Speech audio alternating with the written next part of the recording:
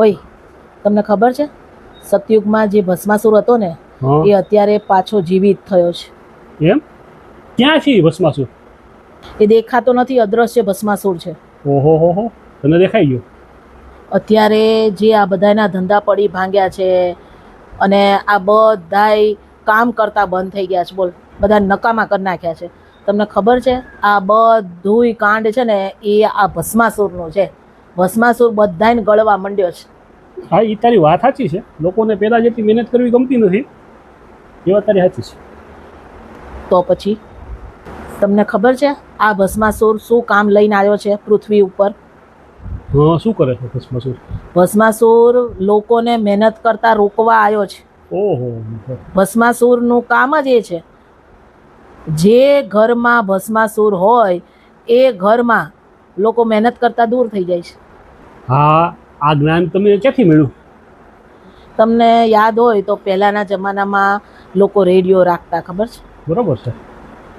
બધાય રેડિયો કેટલું સૂતા હોય, બેઠા હોય, સાયકલ ઉપર હારે રેડિયો લઈને ફરતા. અત્યારે રેડિયો ક્યાં?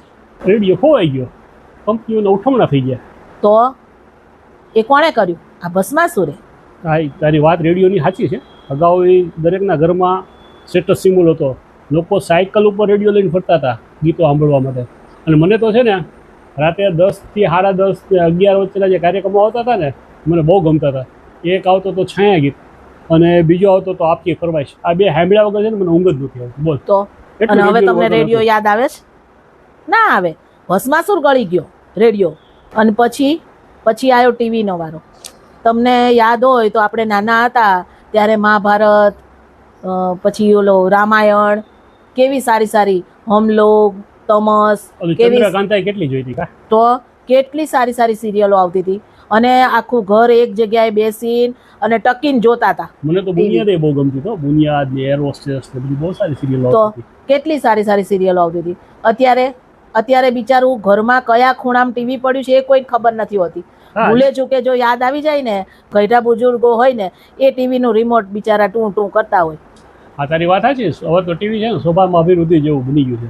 એટલું બધું લોકો ટીવી નથી જોતા પહેલા જેમ જોતા હતા એમ. તો પછી ટીવીનું એવું જ થયું છે. તો હવે જોજો, હવે ગમે ત્યારે ભસ્માસુર એને ગળવા ઉપર જ છે, એને ગળી જવાનો છે. પણ તમને દેખાશે નહીં રેડિયોની જેમ ટીવી એ ઘરમાં.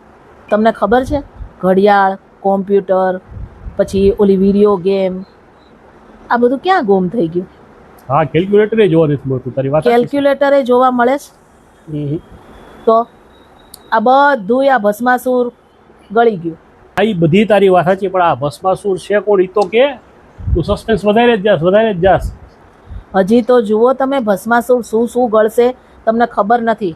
તમને છેલ્લે યાદ છે કે આપણે શાંતિથી બેસીને બે માણાએ ક્યારે વાત કરી હતી, કે આપણા છોકરાઓએ કે આખા ફેમિલીએ બેસીને આપણે ક્યારે વાત કરી હતી? યાદ છે? કોઈને ટાઈમ જ નથી. આપણે જે રીતે શેરીમાં રમતા એ રીતે છોકરાઓ ક્યાં રમે છે?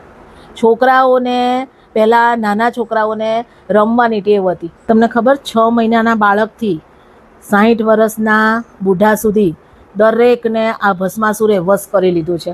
દુનિયામાં બધાને ક્યારે ગળી જશે ને આ ભસ્માસુર તમને ખબર નહીં પડે. જો હવે તું છે ને મને અકળાવશ. આ એવો તો કયો ભસ્માસુર છે? તું બોલીશ?